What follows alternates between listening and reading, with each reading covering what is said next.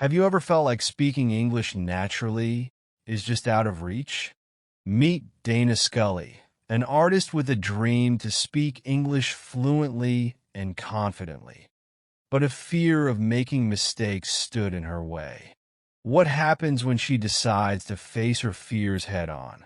Keep reading to find out how Dana transforms from feeling nervous about speaking into confidently chatting with art enthusiasts at a major exhibition. Hi there. Let me tell you about myself. My name is Dana Scully, and I am an artist. I live in a small, quiet town where everyone knows each other. I love painting beautiful pictures, and people often tell me how much they admire my work. My dream is to show my art to people all over the world and to make new friends who love art as much as I do. But there's one thing that makes me feel nervous speaking English. You see, I've always found it a little hard to speak English fluently. When I try to talk to people, I sometimes get stuck on words or worry about saying something the wrong way. What if I pronounce a word incorrectly? What if I sound strange or awkward? These thoughts make me feel scared and unsure of myself, especially in big conversations. Even though my paintings are appreciated, I often feel like my English holds me back. I want to speak naturally and confidently, so I can share my ideas and stories with people everywhere. That's why I decided to do something about it. I want to overcome my fear and speak English as easily as I pick up my paintbrush to create a new painting. One, the motivation to improve. One day, I receive an invitation to a very famous art exhibition in New York. Can you imagine? It was such an honor, and I was thrilled. This was my big chance to show my paintings to the world and meet other amazing artists. But as soon as I thought about going, I felt a little scared. You see, even though I was good at painting, I wasn't very confident about speaking English. I kept thinking, what if people don't understand me? What if I say something wrong? I didn't want to miss this opportunity just because I wasn't comfortable speaking the language. That's when I made up my mind. I told myself, Dana, you can do this. It's time to work on your English. I decided I was going to practice until I could speak naturally and confidently, just like native speakers. I set a goal to be able to express myself clearly and to talk to people without feeling nervous. This wasn't just about the art exhibition anymore. It was about believing in myself and proving that I could overcome my fear. And you know what? That decision changed my life forever.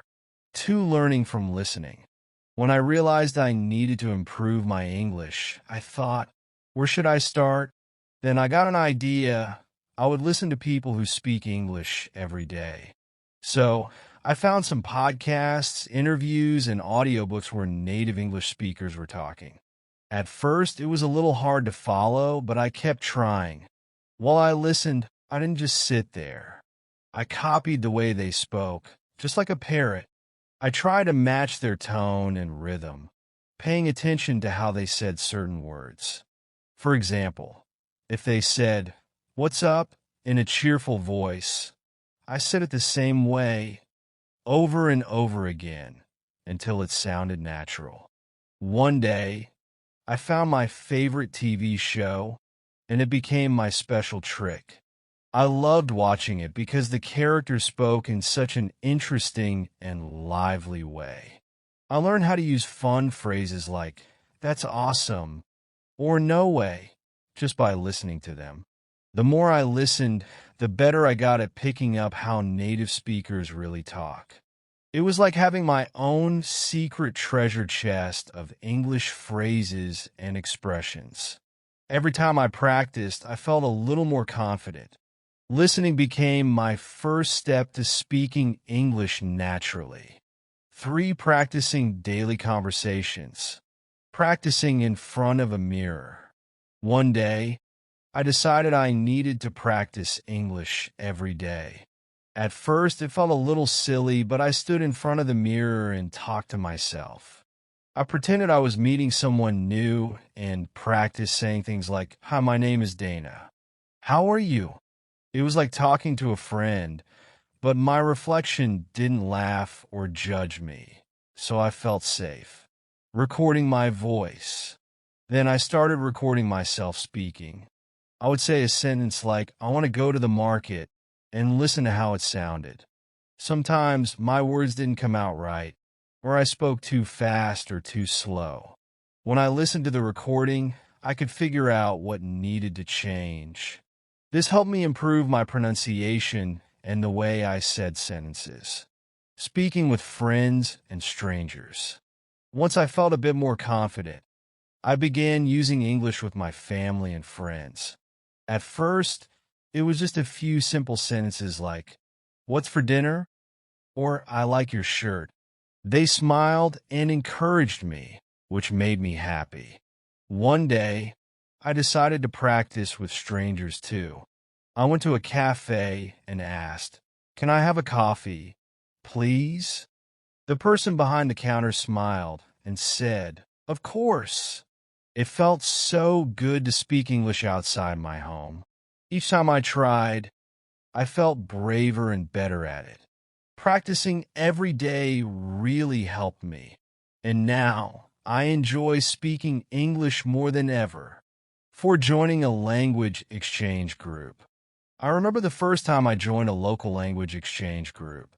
I was so nervous because I didn't know if my English was good enough to talk to new people. But I told myself, this is a chance to practice and learn. So I decided to go and see what it was like. When I arrived, I saw so many friendly faces. Some people wanted to improve their English, just like me, and others wanted to learn my native language. We all had something to share and learn from each other. One of the best things about this group was talking to native English speakers. They used words and phrases I didn't know before, like kick the bucket, which means to die, or spill the beans, which means to tell a secret. These funny expressions are called idioms, and learning them made me sound more natural when I spoke. The group also helped me understand how people in English-speaking countries have casual conversations. For example, I learned that instead of saying, "How do you do?" people often say, "What's up?" or "How's it going?" It was exciting to use these new expressions when talking to others. Everyone in the group was so supportive. If I made a mistake, they didn't laugh at me. Instead, they kindly corrected me and helped me say things the right way. They encouraged me to keep trying, and that made me feel more confident. Being part of the group felt like having a team cheering for me. It showed me that learning a language is not something I have to do alone. When I practice with others, it becomes easier and much more fun. 5. Learning to think in English. Training my mind to think in English. I realized that to speak English naturally, I had to stop thinking in my native language first and then translating into English. That made me slow and unsure. So I decided to train my mind to think directly in English. It was hard at first, but I treated it like a fun game. For example, when I looked at my room, I started naming the objects in English. Chair, table, lamp. I even made sentences like, "The chair is next to the table," or "The lamp is very bright." Little by little, my brain got used to thinking in English instead of my own language. Practicing describing my surroundings. I began talking to myself in English wherever I went. If I walked to the park, I would think, "The trees are so tall," or "The kids are playing on the swings." This helped me learn new words for everyday things. At home, I described everything I did. For instance, if I was making tea, I'd say to myself, "I am boiling water," or "I am adding sugar to my cup." It felt a little silly at first, but it worked. Expressing my emotions in English. Whenever I felt happy, sad, or even tired, I practiced saying it in English. For example, if I was excited, I'd think, I am so happy today because I finished my painting. If I was upset, I'd say, I feel a little sad, but it will be okay. This helped me connect my feelings to English words and phrases. Over time, I didn't need to think about what to say. I just said it, planning my day in English. In the mornings, I started planning my day in English. I'd think, today I will paint for 2 hours, then call my friend, or I need to go to the store and buy some fruits. This made me feel more comfortable using English for real-life situations. When I did these things, my mind stayed in English mode all day, and speaking became easier and faster. Feeling my thoughts flow naturally. At first, my English thoughts were slow, like a baby learning to walk. But after weeks of practice, they started flowing naturally, like water in a river. I didn't have to stop and think about the words anymore. They just came to me. Now, when I talk to people, I feel more confident because I don't have to translate in my head. Thinking in English made my speech smoother, and it even made me enjoy learning the language more. If I can train my mind to think in English, so can you. Start small, keep practicing, and soon, English will feel as natural as your own language. 6. Embracing mistakes as learning opportunities. Dana's experience. Realizing mistakes are a part of learning. I want to share something I learned while trying to speak English naturally. At first, I was scared to make mistakes. What if someone laughed at me? What if I said something wrong? But then I realized something important. Mistakes are part of learning. Whenever I said the wrong word or used the wrong grammar, I told myself, it's okay, Dana. Everyone makes mistakes. Instead of feeling bad, I thought, this is how I learn. It made me feel brave enough to try again, noting mistakes and correcting them. Whenever I mispronounced a word or used the wrong sentence, I quickly wrote it down in my notebook. For example, one time I said, he go to school instead of he goes to school. I noted the mistake and practiced the correct sentence a few times until I got it right.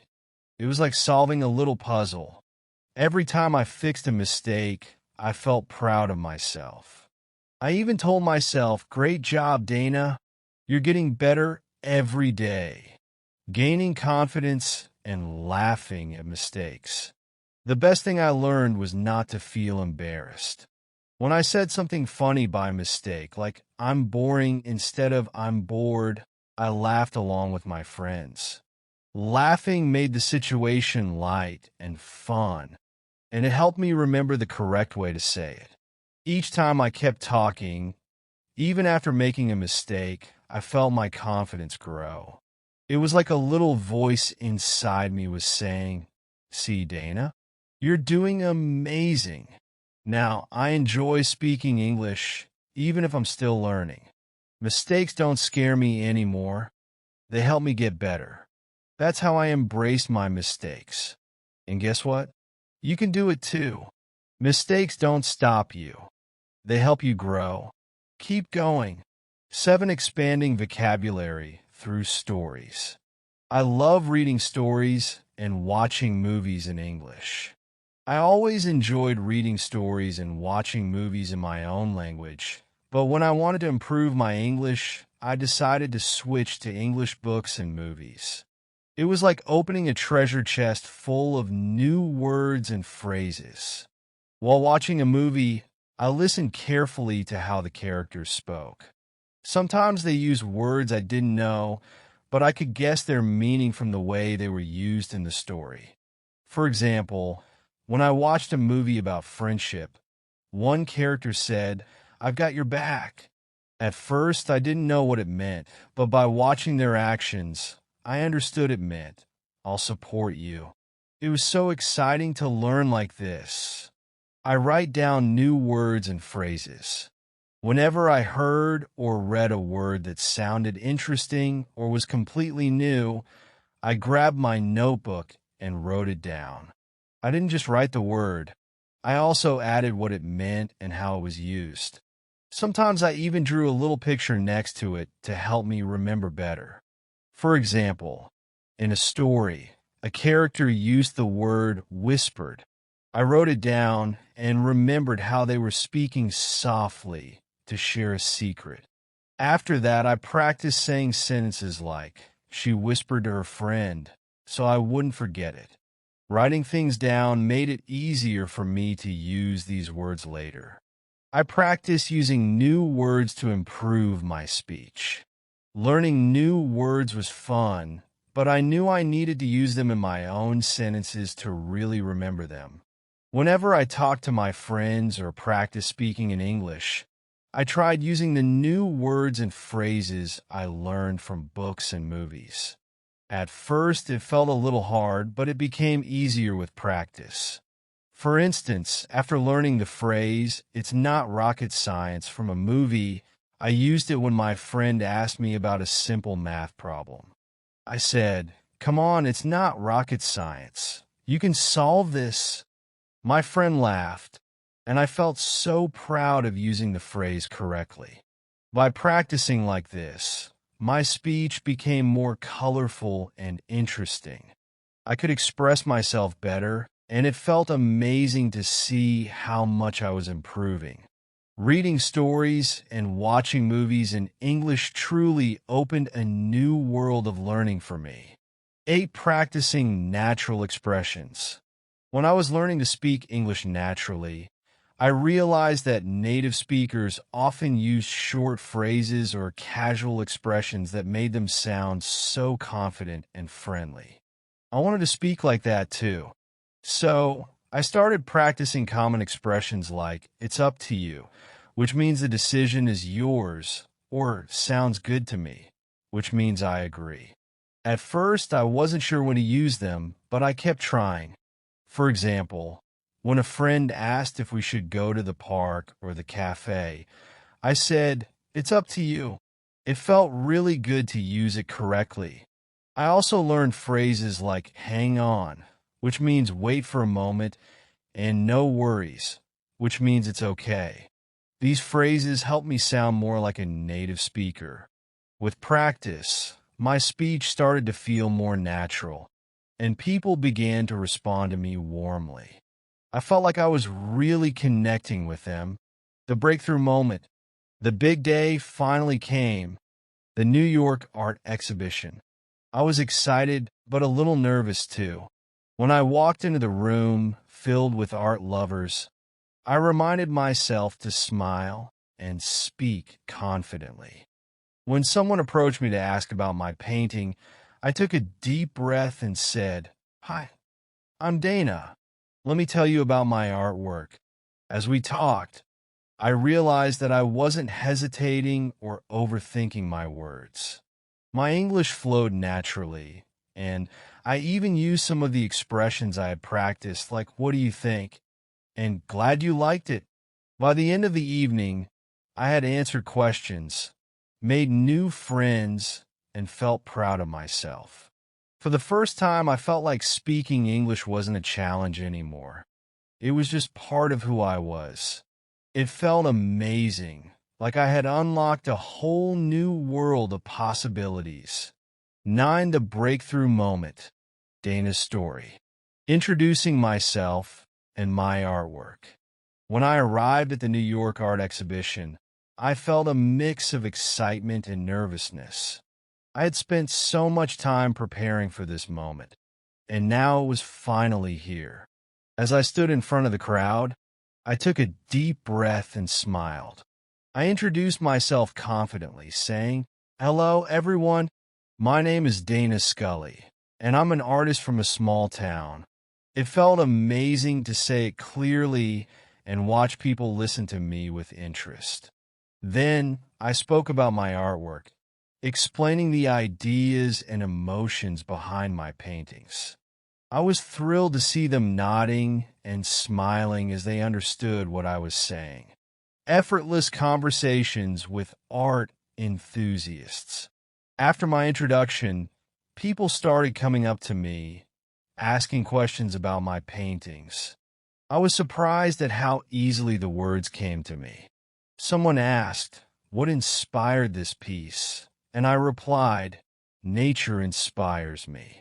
I love capturing the peace and beauty of the outdoors." Another person said, "I love the colors you've used. How did you choose them?" I answered without hesitation. I chose colors that reflect emotions: blue for calm, yellow for joy, and green for growth. The conversations felt natural, like I was simply talking to friends about something I loved, feeling the flow of English. As the night went on, I realized something incredible. I was speaking English without overthinking. Words just flowed naturally, and I didn't feel nervous or worried about making mistakes. For the first time, I felt like English was a part of me, as if I had been speaking it my whole life. I could connect with people, share my thoughts, and enjoy the moment without any fear. It felt like all my practice had finally paid off, and I was so proud of myself. This experience taught me that when you work hard and keep practicing, you can achieve amazing things. Speaking English naturally wasn't just a goal, it became my reality that night. 10 inspiring others. My journey became an inspiration. When I started improving my English, I never thought it would inspire others. But my friends and colleagues began to notice the progress I had made. They often told me how brave I was to face my fears and improve my speaking skills. Some of them even said, "Dana, you're proof that we can learn and grow no matter where we start." Hearing this made me feel proud and motivated to help others on their own journey. Sharing my tips, I started to share the tricks and tips I used to improve my English. For example, I told them how listening to English songs and shows helped me understand natural expressions. I also explained how I practice speaking every day, even if it was just talking to myself in front of a mirror. When they saw that these simple steps worked for me, they felt encouraged to try them too. The power of persistence and belief. I realized that my story wasn't just about learning English. It was about believing in yourself and not giving up. I told everyone, it's okay to make mistakes. What matters is that you keep trying. Many of my friends started practicing English with more confidence after hearing this. Watching them improve made me feel happy and proud, knowing that my journey had made a difference in their lives. Dana's message to learners, realizing how far she had come. When I first started trying to speak English naturally, I was so nervous. I would make mistakes, forget words, and sometimes feel embarrassed. But over time, I saw that I was getting better. I didn't notice it at first, but when I looked back, I realized how much I had improved. My English wasn't perfect, but I could speak more clearly and understand others more easily. I felt proud of myself for not giving up, and that made me realize something important. The key to speaking English naturally is practice, patience, and courage. The importance of practice, patience, and courage. At first, speaking English felt like a big challenge. Sometimes I didn't feel confident, and I was scared I might make mistakes. But I learned that it's okay to make mistakes. The more I practiced, the better I got. It wasn't always easy, and sometimes it felt frustrating, but I kept going. Patience helped me keep trying, even when I didn't see fast results. Courage helped me face my fears of speaking, even when I felt unsure. The more I practiced, the more natural my English became. Embracing your own journey. I want to tell you that learning to speak English or any new language is a journey. It's not about becoming perfect right away. I wasn't fluent when I started, but little by little I got better. Sometimes I would forget words, and that was okay. I would try again. You don't have to speak perfectly to communicate with others. The most important thing is that you're trying and you're improving. Each step you take brings you closer to your goal. Fluency is about communication, not perfection. When I thought about fluency, I used to think it meant speaking perfectly without mistakes. But now I understand that fluency isn't about perfection. It's about being able to share your thoughts and understand others. It's okay if you don't know every word. What matters is that you're trying to communicate, and that's what counts. So, don't worry about making everything perfect. Just focus on speaking and learning, and you'll see how much you grow. Message to you. I want to encourage you to keep going, even if you feel like speaking English is hard sometimes. It's all part of the process. Every time you try, you get a little better. Remember, it's not about being perfect. It's about communicating and connecting with others. So, embrace your own journey, be patient with yourself, and have courage. You can do it. Dana's story shows that speaking English naturally is achievable for anyone willing to put in the effort. If her journey inspired you, don't keep it to yourself. Like, share, comment, and subscribe to English Tone for more stories and tips to help you speak English confidently. Remember, your voice deserves to be heard. Practice, believe, and shine.